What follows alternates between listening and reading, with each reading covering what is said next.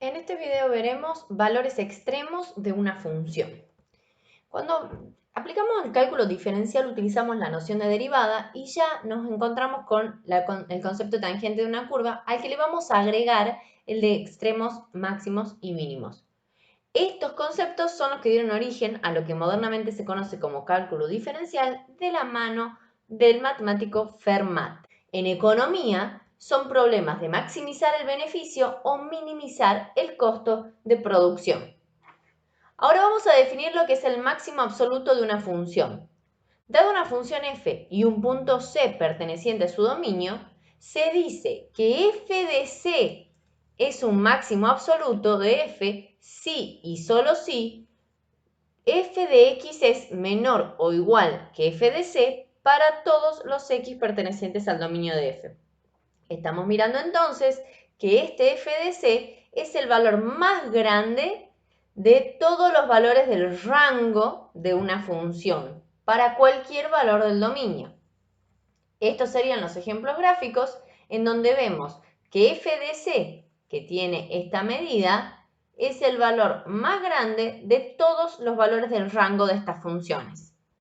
En el caso de mínimo absoluto de una función, dada una función f y un punto c perteneciente a su dominio, se dice que f de c es un mínimo absoluto si solo si f de c ahora es menor o igual que cualquier f de x para todos los x del dominio de f. Lo veamos en una gráfica. El valor que toma la función en x igual a c es más chico que cualquier otro valor del rango de estas funciones que estamos viendo en estas gráficas. A los valores máximos y mínimos absolutos de una función se les denomina valores extremos absolutos. ¿Por qué absolutos? Por ejemplo, en esta gráfica, veamos qué pasa en x igual a b. Es el valor más alto que tomará la función. F de b es este valor. ¿Por qué es el máximo absoluto? Porque si miramos la gráfica de la función, no hay nada por arriba de este valor f de b. Es decir, que hay un techo. No hay nada más grande que este valor. ¿Y qué pasará, por ejemplo, con f de a? Este valor es f de a. Si miramos la gráfica, no hay nada por debajo de este valor f de a. Es decir, que f de a es el mínimo absoluto de f. Podemos demostrar que si una función tiene máximo absoluto o mínimo absoluto, ese valor que encontramos es único. Único como quién, ya sabemos, como el Fernet que tomamos.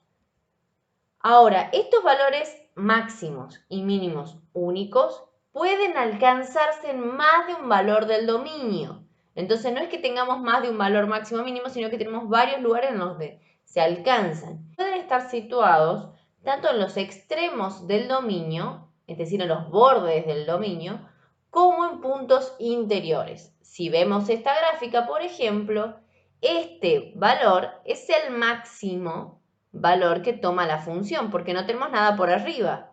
Sin embargo, se está alcanzando en estos dos valores del dominio.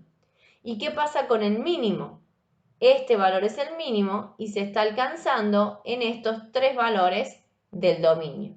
Entonces, el valor mínimo del rango es único, es este, pero se alcanza en tres valores diferentes.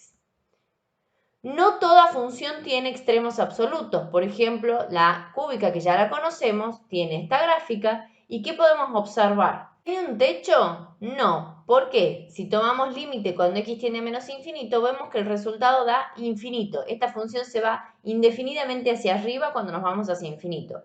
Este resultado quiere decir que no hay máximo absoluto.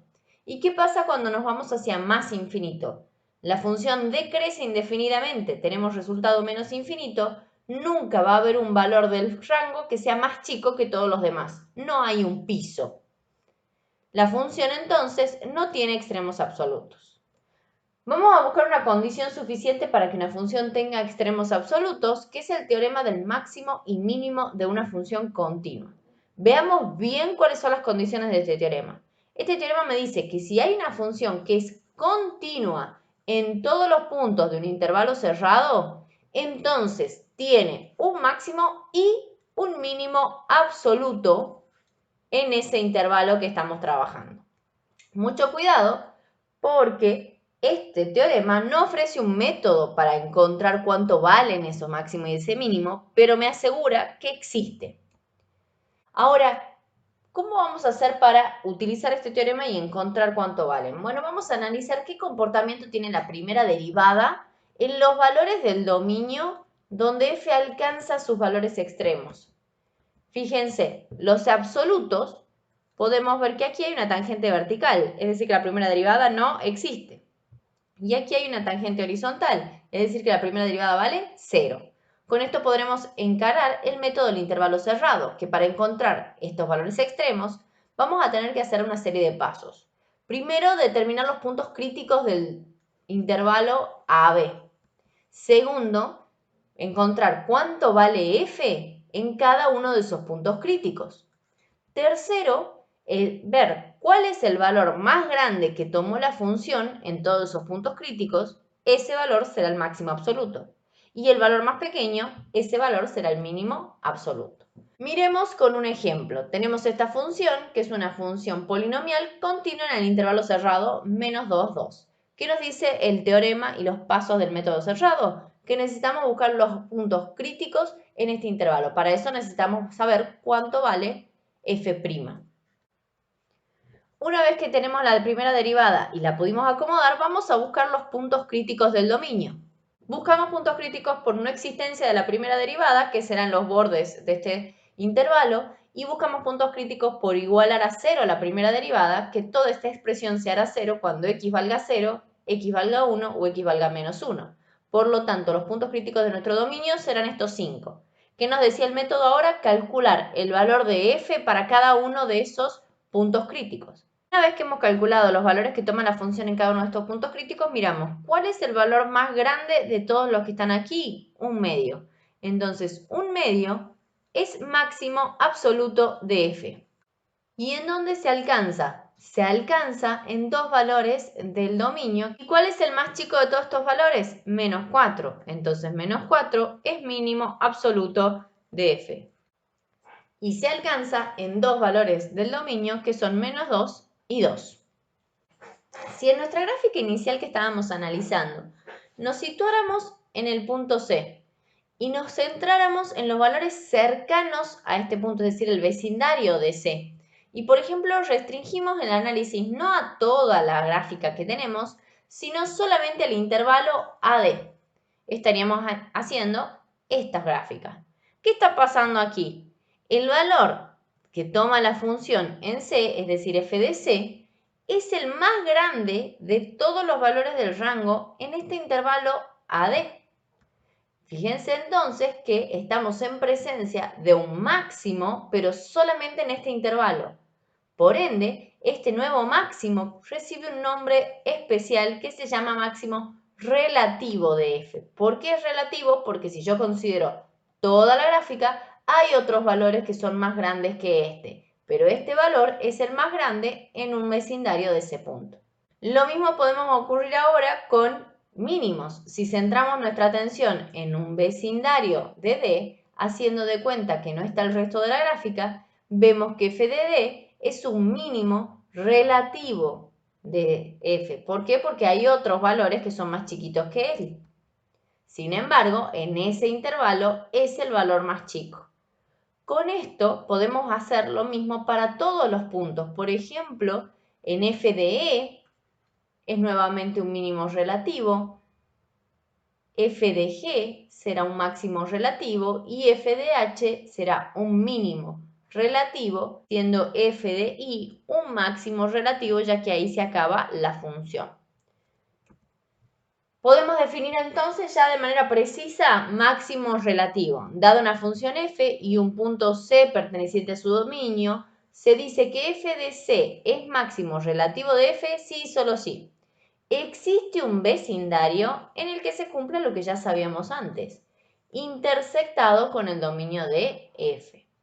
Necesito un punto del dominio y voy a poder decir que f de C es mínimo relativo de f si existe un vecindario tal que ese f de C sea el más chico de todo lo f de x en ese vecindario intersectado con el dominio de f. Ahora, si nos ponemos a pensar, los extremos relativos no son más que extremos absolutos en un vecindario particular. Entonces, podemos hablar que todo extremo absoluto también es relativo. Primero fueron todos relativos y luego puedo ver cuáles son los absolutos. Este valor de extremo absoluto va a ser el que coincida con el menor de los mínimos relativos o el mayor de los máximos relativos en la definición. Continuando con las observaciones, los extremos absolutos y relativos de una función son valores del rango de la función, ya dijimos eso. Mucho cuidado porque nosotros vamos a concentrarnos en dónde se alcanzan, pero el valor que nos importa, máximo o mínimo, es del rango de la función. Ya vimos que hay funciones que no tienen extremos absolutos, bueno, puede haber funciones también que no tengan extremos ni siquiera relativos, como por ejemplo esta función que es la racional particular, no tiene valores extremos. Otra observación que surge es que una función puede tener varios máximos y varios mínimos relativos y puede ser que un mínimo relativo sea mayor que un máximo relativo. Por ejemplo, dijimos hace un rato que f de c era un máximo relativo y dijimos que f de e era un mínimo relativo. Miren el valor de f de e y miren el valor de f de c. Sin embargo, f de c es un máximo relativo y f de e es un mínimo relativo. Volvemos a analizar qué ocurre con la primera derivada en los valores del dominio donde la función alcanza los extremos relativos. Veamos que tenemos tangentes horizontales o no existe tangente única, es decir, que tenemos primera derivada igual a 0 o primera derivada que no existe. ¿A qué nos lleva esto nuevamente? A puntos críticos, al igual que cuando vimos valores extremos absolutos. Eso nos lleva a enunciar una condición necesaria pero no suficiente. Acuérdense que siempre que aparece esta palabrita es tramposa. Para la existencia de extremos relativos. ¿Por qué? Si hay un valor que pertenece al dominio y además el rango de ese valor del dominio es un valor extremo, entonces yo voy a poder afirmar que la primera derivada vale 0 o no existe. ¿Cuál es mi dato? Que conozco que hay un valor extremo. ¿Cuál es mi conclusión? Que entonces la primera derivada en ese valor es 0 o no existe. Eso quiere decir que C es un punto crítico del dominio. Nuevamente recalcamos que no es suficiente. ¿Por qué? Porque si no se cumple el dato de que haya un valor extremo, entonces no voy a poder afirmar que haya un punto crítico. Miremos en este caso. Hay un punto crítico en x igual a 0 y sin embargo estamos mirando que no hay ningún valor extremo. Entonces f no tiene extremos. Según este teorema, entonces, si una función tiene extremos relativos, esos extremos se dan en los puntos críticos del dominio. Entonces ya podemos saber en dónde hay candidatos a tener valores extremos. ¿En dónde? En los puntos críticos del dominio. Pero no implica que en todos los puntos críticos vaya a haber siempre un valor extremo. Entonces los puntos críticos son solamente candidatos a tener valores extremos. ¿Cómo entonces hacemos para encontrar dónde están efectivamente esos valores extremos? Bueno, vamos a agregar condiciones suficientes ahora para la localización de valores extremos, que son el criterio de la primera y de la segunda derivada. El criterio de la primera derivada es el que más vamos a usar porque es más amplio que el otro y tiene cuáles son los datos, cuáles son las hipótesis de este teorema. Que la función tiene que ser continua en un vecindario del punto, el punto tiene que ser un punto crítico y tiene que ser derivable en un vecindario reducido. ¿Por qué en un vecindario reducido? Porque ahora voy a mirar el signo que tiene esta derivada en el vecindario por derecha y en el vecindario por izquierda. Por eso necesito que sea derivable. Ahora, si la primera derivada es negativa en el vecindario por izquierda, ¿qué quiere decir eso? Que antes del valor c la función venía decreciendo. Y luego pasa a ser positiva en el vecindario por derecha, es decir, que le empieza a crecer. Fíjense, veníamos decreciendo y ahora empieza a crecer. ¿Qué hay aquí abajo? Un mínimo relativo. Si la situación se da al revés, ahora primero es creciente y luego decreciente, tengo primera derivada positiva y luego negativa, aquí tenemos un máximo. Ahora, si tiene el mismo signo a lo largo de todo el vecindario, entonces puedo afirmar que no es extremo. Veamos un ejemplo. Tenemos esta función y nos piden encontrar los extremos relativos y absolutos de f. Lo primero que vamos a escribir en este tipo de ejercicios es el dominio de la función, porque ahí tenemos que ir a buscar nuestros puntos críticos, y vamos a poner siempre, a partir de ahora, no nos vamos a olvidar nunca de ponerle a la par del dominio que la función es continua. ¿Por qué? Porque el criterio de la primera derivada me exigía que sea continua en un vecindario del punto. Entonces, al escribir esto, ya estoy asegurando esa continuidad. Calculamos la primera derivada, acomodamos y buscamos puntos críticos, donde la primera derivada no exista o valga 0. Si miramos esta primera derivada, el dominio de esta primera derivada también es el conjunto de los reales, por lo tanto no tengo puntos críticos por no existencia. Mis puntos críticos serán solamente por igualar a 0.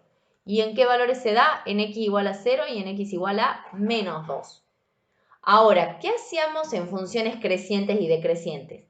Partíamos el dominio de f en función a estos puntos críticos para ver el signo de la primera derivada. Vamos a hacer lo mismo ahora, solo que vamos a agregar qué pasa en estos puntos críticos. ¿Por qué? Porque una vez que hemos hecho el análisis del signo de la derivada, vayan a ver el video de funciones crecientes y decrecientes si no lo vieron, f es creciente en un vecindario por izquierda del punto menos 2 y es decreciente en un vecindario por derecha del punto menos 2. Por lo tanto, como se cumplen las condiciones del criterio de la primera derivada, voy a poder asegurar que f de menos 2 es máximo relativo de f. ¿Por qué dejé este espacio? Porque lo tenemos que calcular. Tenemos que saber cuánto vale ese f de menos 2. Y nos va a quedar entonces que el máximo relativo es 4 por e a la menos 2. Hagamos el mismo análisis aquí ahora en el valor 0, donde la función es continua. Viene siendo decreciente en un vecindario por izquierda y pasa a ser creciente. Por lo tanto, por criterio de la primera derivada, f de 0 es mínimo relativo de f. Lo calculamos, donde dice x ponemos 0 y nos da por resultado 0. Ya tenemos nuestros extremos relativos. Ahora lo que vamos a hacer es mirar si todo el dominio de f eran los reales, la recta de los reales. En el medio ya hicimos todo nuestro análisis aquí. ¿Y cómo voy a saber qué pasa aquí y qué pasa aquí? ¿Qué hay aquí? ¿Hay un número? No, está menos infinito. ¿Qué hay aquí? ¿Hay un número? No, está más infinito. ¿Qué podemos calcular? Límite. Con lo que hicimos aquí analizamos todo lo que pasa en el medio del dominio. Y ahora vamos a agregar lo que pasa en los bordes para poder concluir si es que en los bordes hay alguien que sea más grande que este valor o hay alguien que sea más chico que este valor. Si lo hay, se quedará siendo relativo. Si no lo hay, pasarán a ser absolutos. Calculamos entonces el límite cuando x tiende a menos infinito y nos da por resultado 0.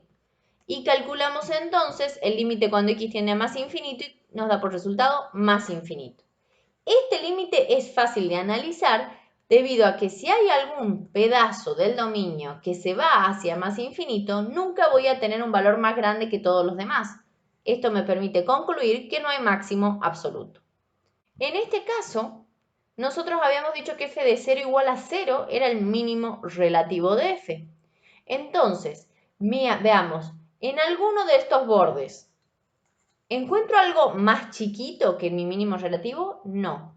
Por lo tanto, este mínimo que encontramos que era relativo también es absoluto. ¿Cuál va a ser el criterio que vamos a agregar también en las condiciones suficientes? El criterio de la segunda derivada, que ya les había adelantado que es un poco más limitado que el criterio de la primera. ¿Y por qué? Porque ahora me exige que la función sea derivable en el vecindario completo CH, es decir, que ya no puedo tener punto crítico por no existencia, solamente punto crítico por igualar a 0.